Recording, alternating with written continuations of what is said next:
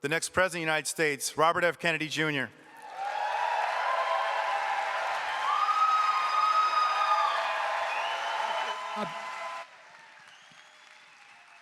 Thank you, Rob. Can everybody hear me? Thank you, Rob Lucero. I also want to thank Sharon Jimenez, Bob Jimenez for putting on this event, Bishop Mendez for being such a staunch and strong supporter of the campaign and a great advisor, wise counsel to me. Al Soles, who runs the Hispanic Construction Consortium, who helped us put this on. And then I also want to thank Chief Clem for coming up here from Yuma and giving that really wonderful, kind, compassionate, and understanding seminar to us about how we can handle the border with humanity, how we can do it in a way that will benefit our country, and do it in a way that is respectful to all of us. I want to start a little bit by just reminiscing, because we launched the Viva Kennedy campaign this week, and I want to talk a little bit about the history of the Viva Kennedy movement, which started with my uncle, John Kennedy. When my uncle was running in 1960, there were poll taxes in many of the states, particularly in Texas and other states, that made it almost impossible for Hispanic voters to vote. And a lot of Hispanic voters had played a disproportionate role in World War II and fighting, and they came back from the war and found that they were not full participants in American democracy. And my uncle, Hispanics across the country were not organized then at all. There was no organization to vote.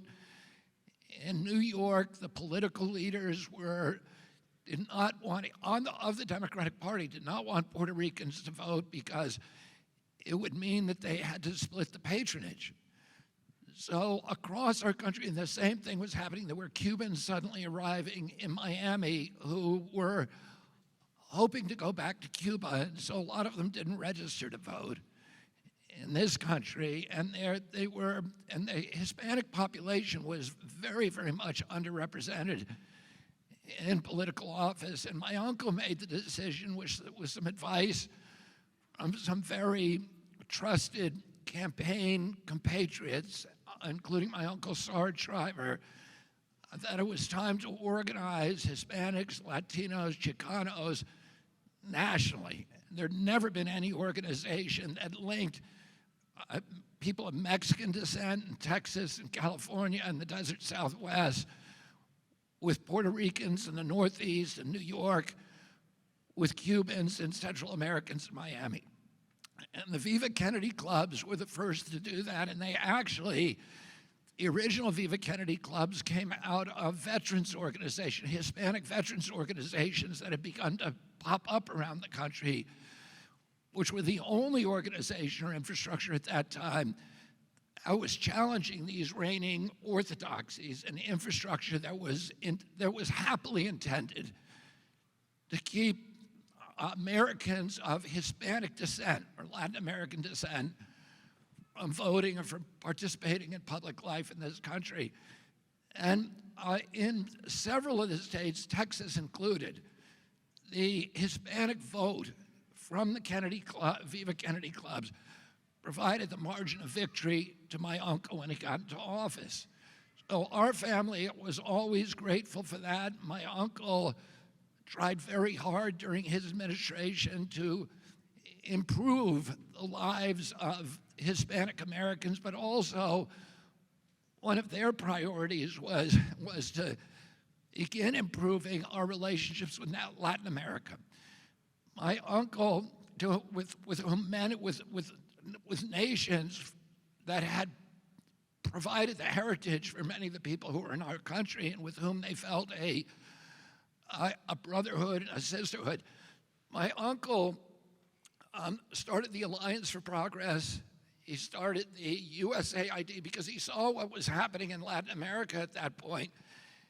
is there were really feudal systems of government. There were, and we're beginning to have the same thing in this country, where there was a very, very wealthy oligarchy that controlled the land base and the economy, and then widespread poverty in low and highly stratified societies and no middle class. And my uncle saw that as a national security threat to the United States because he believed that the only systems that would appeal to impoverished people in those countries would be communist systems, and that if we wanted to culture democracy in Latin America, we had to create a middle class. And at that time in America, U.S. policy was completely focused on anti-communism.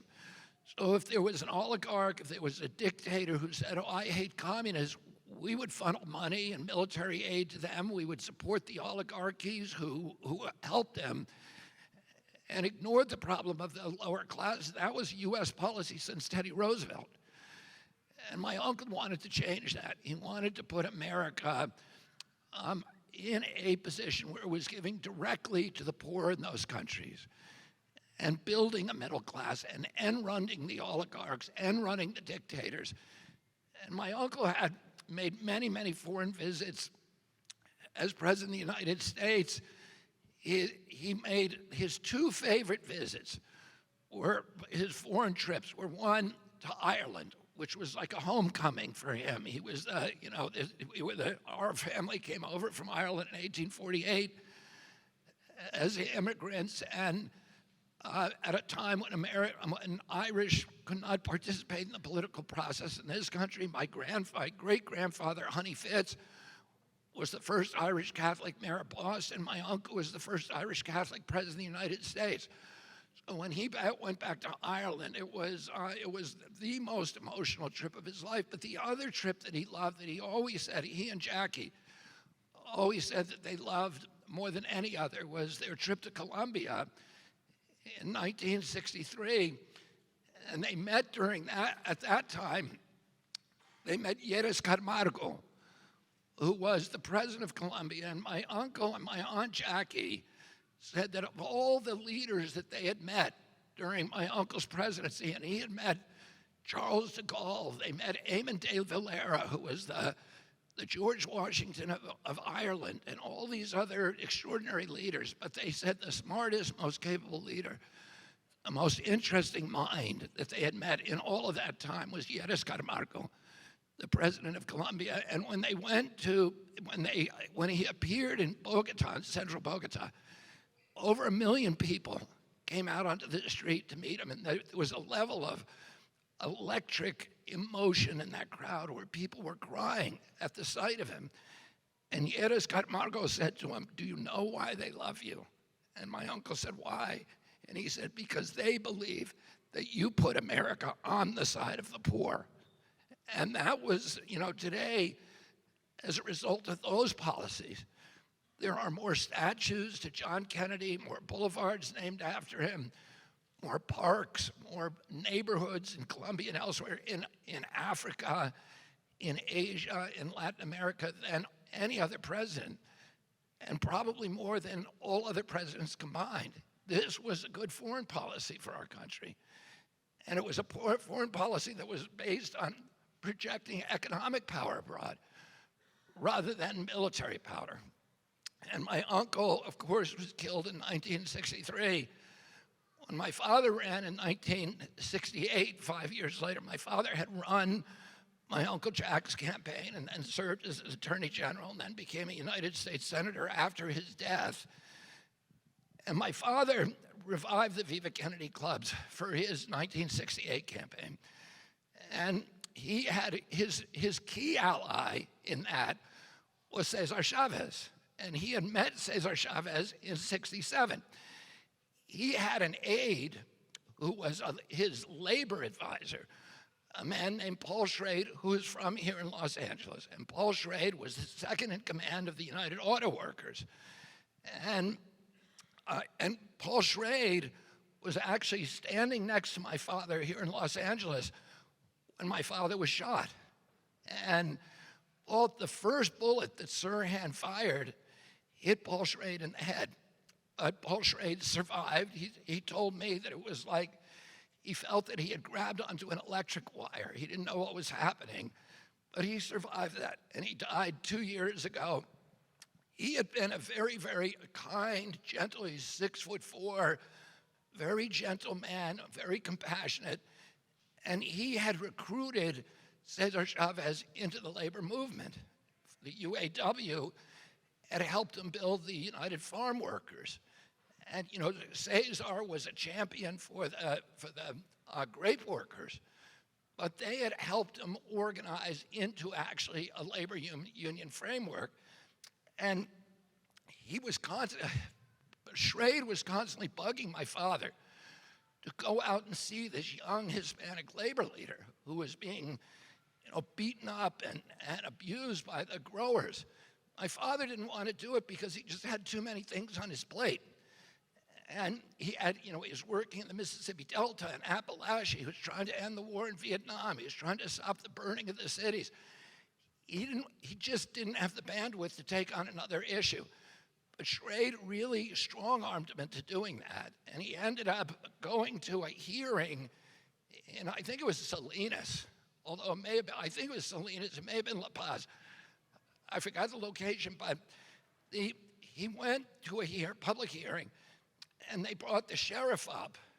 And my father asked the sheriff, my father went with a couple of other senators, and he asked the sheriff, why are you imprisoning these farm worker leaders without charging them with a crime? And the sheriff said, well, we're imprisoning them for their own protection, because if we don't imprison them, the growers are going to kill them or beat them up, and it's going to cause trouble and violence, and it's going to cause disruption. And my father said, we're about to take a lunch break. I want you, during the lunch break, to go and read the United States Constitution and see if that actually is a permissible reason for jailing somebody.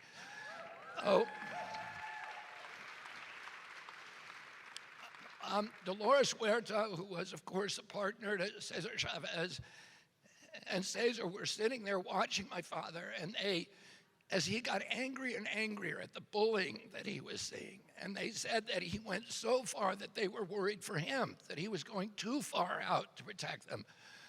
But after that, my father and César became the best friends.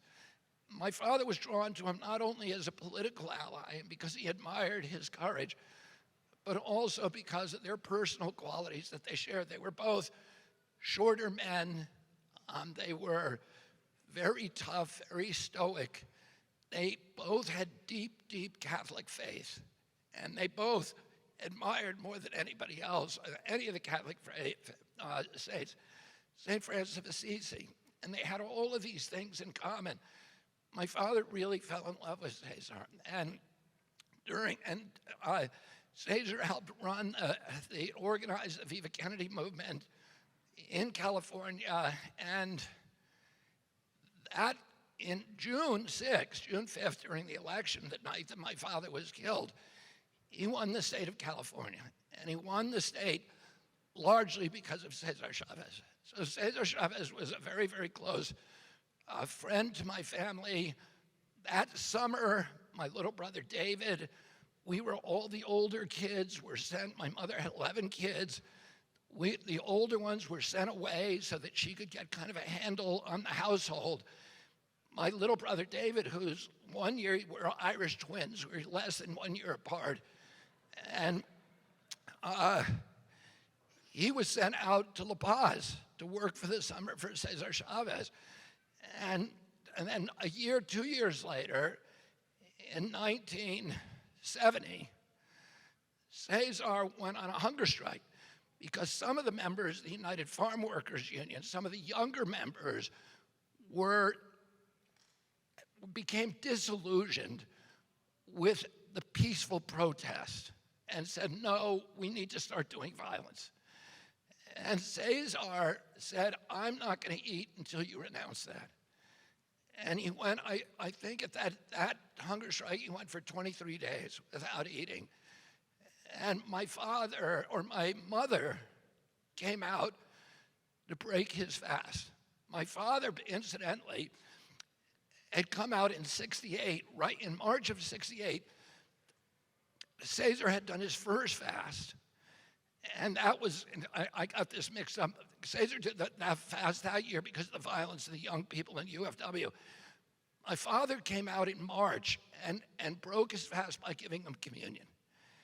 And he confided in César at that time something he hadn't even told his aides, which was that he was going to run for president of the United States. So César was the first one to know. And in '84, he did a second strike against the, in '70, he was locked in jail in Salinas for disobeying a court order, which the court had ordered him to end the grape embargo. And he said no. He was put in jail, and my mother went out to Salinas and spent the day in visiting him in prison.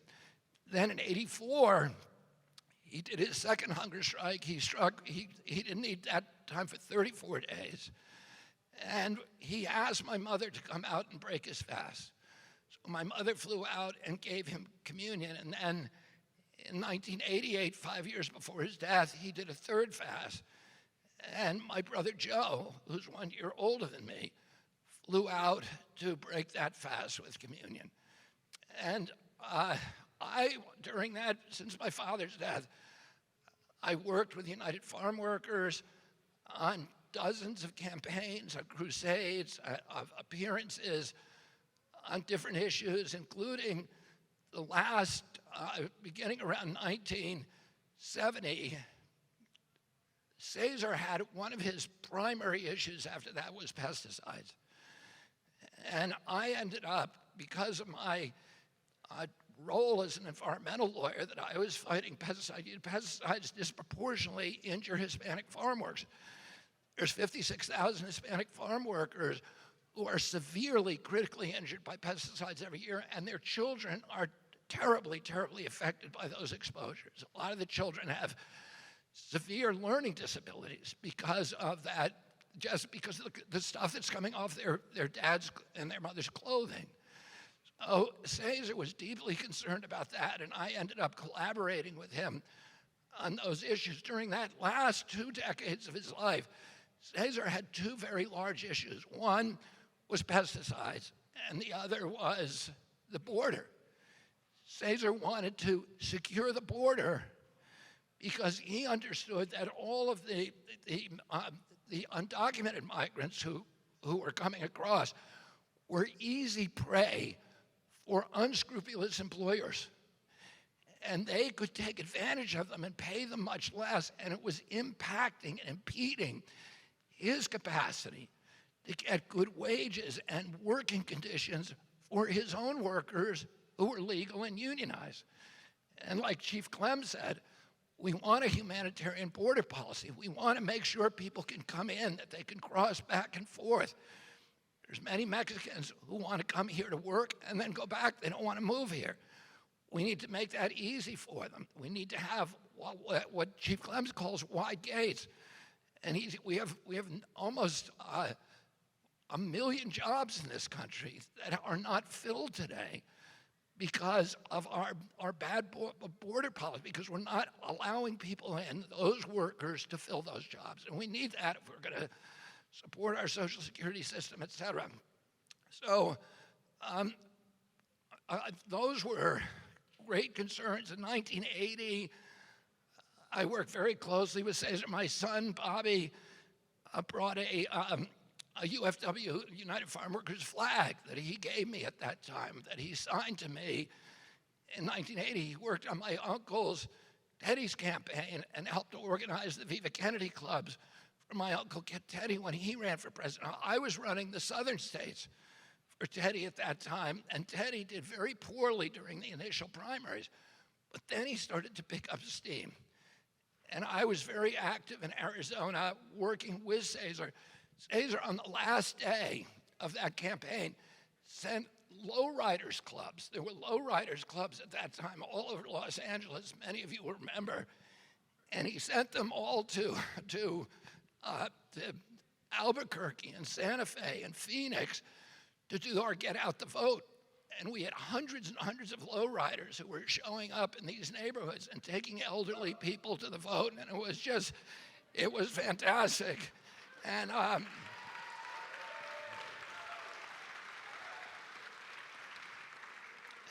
and we won Arizona. We shocked everybody by winning Arizona. And that was our first big victory. And then after that, we had a bunch more. But that was because of César Chávez and because, this long relationship that he had with my family. So I want to pay tribute to this extraordinary American today. I'm so happy that the state of California has designated this weekend César Chávez Day, a holiday in California. And it's an honor that is well-deserved, and I'm very, very proud to participate in helping people celebrate his life. I want to say something about my campaign very quickly, and particularly related to Hispanic voters. Hispanic voters are disproportionately represented in the American middle class. So the issues that affect working poor in this country and middle class disproportionately affect Hispanic voters. Issues like the minimum wage, but mainly the affordability of food, of gasoline, of housing, of health care. And these are critical issues for the preservation of the American middle class, which, as I said, if we don't have a middle class in this country, we're not going to have democracy very long. And we've watched it deteriorate. 57% of Americans cannot put their hands on $1,000 if they have an emergency. And if you are part of that group and the gas light comes on in your car, it is the apocalypse. Because you're not going to be able to pay the mechanic, and your car's going to die, and you're not going to get to work, and then you're going to lose your home. You're going to end up on the sidewalk. And that's more than half the people in our country are in that level of desperation today. And a lot of those are people of Hispanic descent. And if we want to fix this critical issue, we have to fix our whole government. And this broken system that we have now in our country, people say to me every day, you hear them, I'm about to do a press conference after this, I guarantee you, and most of them are going to say to me, are you a spoiler for President Trump or President Biden? That's what they want to know. And I say, well, I want to spoil it for both of them. Oh.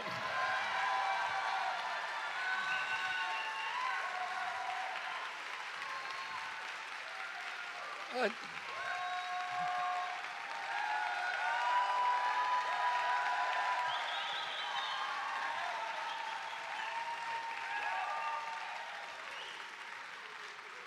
I have, in this crowd and crowds all over, we get almost equal parts. My wife says this all the time, and our polling shows us we're getting equal parts Republicans, Independents, and Democrats. Oh, and I talk to people from all these political parties, every political party all the time, and they say, and if the Republicans say to me, you're going to let Biden in there again, and that's going to be the end of democracy. And the Republicans say, you're going to put Trump in, it's going to be the end of the republic, the end of democracy. And when I look at it, I'm not as panicked as a lot of people are. And I think a lot of that panic is orchestrated. We've been taught to fear because people want to keep us in a state of fear, in a state of anxiety, because then we're easier to control and we do what we're told.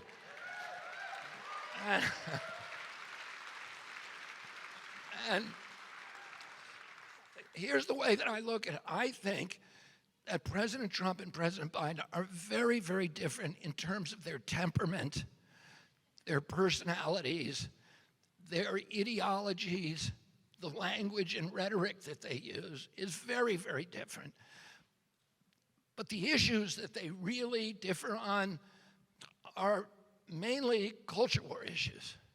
They're the issues of abortion, of guns, the border, But most of the other issues, there's really the existential issues, and those are important issues. You know, they're very, very important to many Americans. They should be. But on the existential issues, the issues that could kill this country, there is no difference. There is no capacity to fix those issues. And I'll give you an example. The national debt, $34 trillion. We are now paying more to service the interest on that debt than we're paying for our military budget. So within 5 years, according to leading economists, 50 cents on every dollar that we collect is going to go to servicing the debt. That's not sustainable. Within 10 years, 100% of every dollar we take is going to be required to service the debt. And who drove up that debt? Who created it? Well, it happened over 30 years, but the worst offenders were President Trump and President Biden. In their short terms, 1 term each, the two of them drove up a higher debt than all the presidents since George Washington combined. So how many, raise your hand if you want more of the same. Okay, because if you do, you should vote for President Trump or President Biden. If you want a change, you need to vote for somebody who's actually capable of changing that. And I don't believe either man is capable of that. I don't think either of them acknowledges the problem. And why is that? It's because they're both the products of a broken system, a system that I describe as the merger of state and corporate power.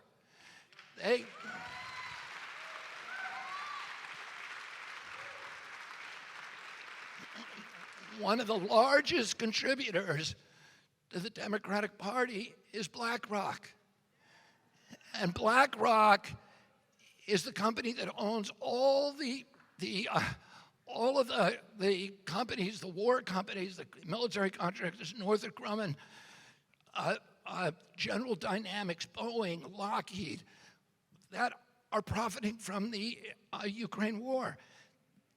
BlackRock also owns the contract to rebuild Iraq. So they own the contract to destroy Iraq, and they own the contract to rebuild it. They own all the processed food companies that are giving us chronic disease. And they own all the pharmaceutical companies that are selling them remedies for chronic disease. And as I said, one of the biggest single donors for the Democratic Party. They're also one of the single biggest donors to the Republican Party. So they're all part of a duopoly, of a uniparty. They're incapable of changing because they are the product of that system. And this system keeps spitting out bad policies for the American public. And unless you go and change that system by unraveling the corporate capture of our agencies, there's no chance that we're going to get a difference in policies. You know, you'll get it on the marginal issues, on abortion, et cetera, which never gets solved, by the way. But the things that really matter to our lives in terms of making our lives more affordable, making food and childcare and healthcare and housing so that we can afford it, that will never happen under this system. It cannot produce solutions to that problem. We need to change the system. And right now, I'm the only candidate who's talking about doing that.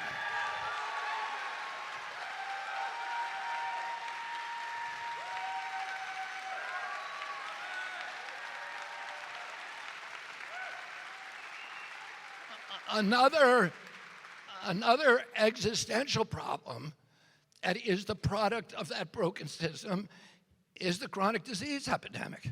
When my uncle was president, 6% of Americans had chronic disease. Today, 60% have it. Oh, we're now, when I was a kid, a typical pediatrician would see 1 case of juvenile diabetes in his lifetime, his entire career. Today, 1 out of every 3 children who walk through his office door is either diabetic or pre-diabetic. Did you ever hear President Trump talk about that? Did you ever hear President Biden? It's something they ought to be talking about. Caring for diabetes in this country is now more costly than our entire military budget. Oh, it is critical, and nobody talks about it. No politician talks about it. Because the people who are profiting on it, the Ozempic, people who make Ozempic, right, who are going to try it. Now the FDA has just said recommended Ozempic for every overweight child when they're a baby. It costs, what does it cost? Like, I don't know, 10 grand a year, 20 grand a year? And we're going to be paying for that, and they like it because keeping us sick makes them wealthier. And it's an incentive. The cost of chronic disease now is $4.3 trillion. That's more than 4 times bigger than our military budget. Well, that's where the money is going from. But you will never hear President Trump or President Biden talk about it. This is what I mean, the existential issues. They're looking at the surface of the ocean and screaming and arguing and fighting about all the little tiny waves on the surface. And below there, where the real problems are, these currents that are sweeping our country away.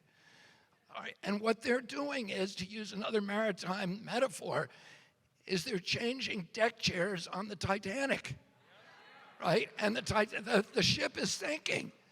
You know, they're arguing about Obamacare versus single payer versus, multiple pay, public partnership, public-private payer system. And all that does is it reassigns who's going to pay the cost, the rising cost of chronic disease. It doesn't deal with the problem. It's like Ozempic. It's like Ozempic. Ozempic, your doctor says, oh, you have a weight problem, take Ozempic and go ahead and continue to eat, the way that you've been eating, poison food. And what we need to do, we need to stop eating the poison.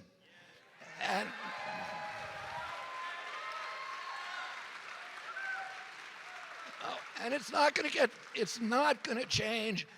These 2 men who are I believe President Trump intended to drain the swamp, but he came into office saying, I'm going to drain the swamp. I think he was sincere. Then he appointed John Bolton to run the NSA. He's like the prototypical swamp creature. He appointed Scott Gottlieb, who's a business partner of Pfizer's, to run the FDA. And Scott Gottlieb did a $100 billion favor for his business partner and then went back to join the board of Pfizer, where he is today.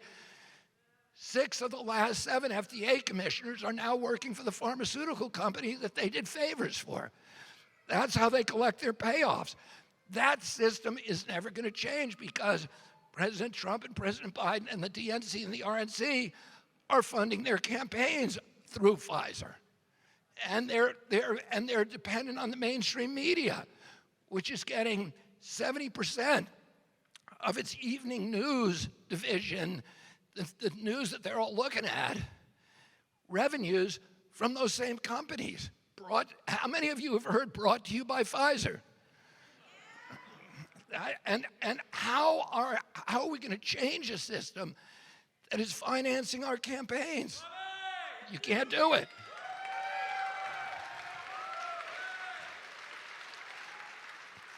That what they do is they depend on, instead of democracy, instead of being honest, first of all, the government just lies to us, right? Are you tired of the government lying to you?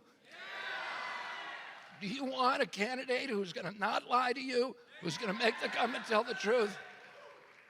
They're lying to us, and they're lying to us because they don't want to allow us to make informed choices, to make rational choices about either the drugs that we take, the food that we eat, or the future of our country.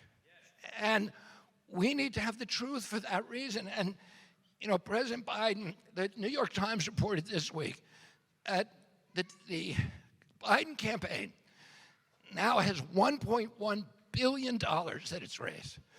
It's going to have $3 billion. It's double the biggest campaign in history. More is going to be spent on this presidential campaign. He's going to spend a lot of it trying to make sure I don't get on ballots. So when I was a kid, my father's Democratic Party and John Kennedy's Democratic Party was fighting to make sure every American had the right to vote.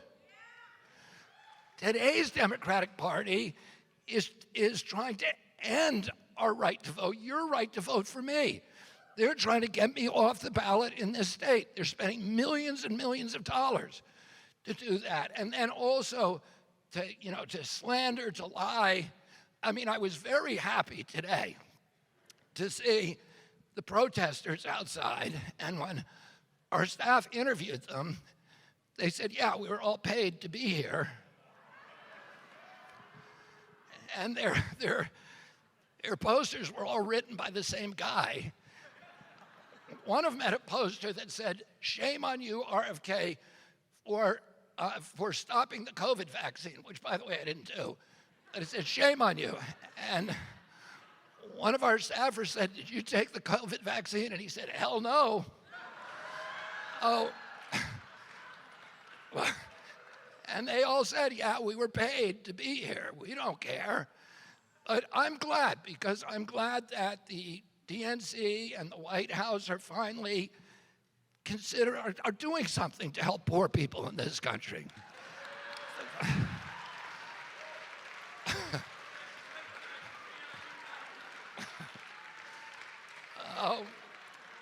You know, all of these issues, like I said, ending the war machine, they can't end the war machine because the companies that are financing them are the companies that profit from the war machine. And that's why when I was a kid, the Democratic Party was the anti-war party. The Republicans were the war party. Today, they're both the war party. They're both the party that is against democracy. You know, both of them are saying, we've got to destroy democracy in order to save it. We've got to make sure nobody votes in order to save democracy. Think about that. This is the level of cognitive dissonance that they're trying to get you to swallow. And we're not going to swallow it, are we? No. Oh. Again, I want to thank all of you. I know I can unravel this and fix Washington. Why is that? Because I have all of the fulcrum of this problem is the capture of our agencies. And I've sued almost every one of these agencies. And when you sue them, you get a PhD in how to unravel corporate capture. I've sued FDA, CDC, NIH, EPA, USDA, DOT, all of these EPA, probably more than any other attorney. So, and all of them, you look at, you know, the CIA is captured by the military-industrial complex. The FDA is captured by the pharmaceutical industry. The USDA is captured by the big ag and the processed food companies, and so on. And they're no longer serving the interest. The Fed is captured by Wall Street bankers. And its whole disposition, its whole purpose is to shift wealth upward to this new oligarchy of billionaires and to rob the American middle class and destroy Main Street businesses and take the sovereignty and the power away from the American people. And, you know, we just need to convince enough Americans that they're done, that enough is enough, we don't want it anymore, and we can change it. Oh.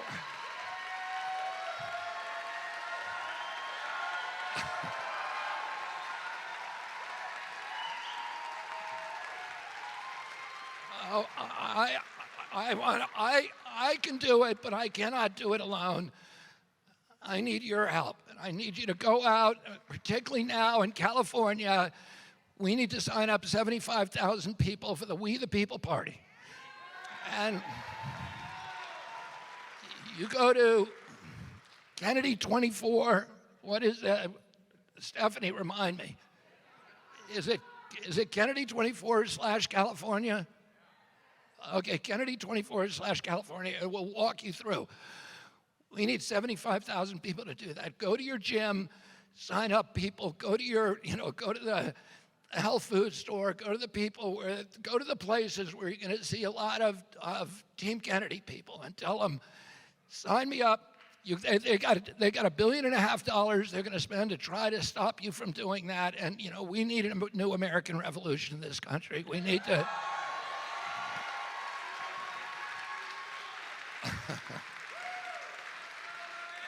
I said this at my announcement 9 months ago in Boston. You give me a sword and some ground to stand on, and I'm going to take your country back for you. Thank you all very, very much. Thank you.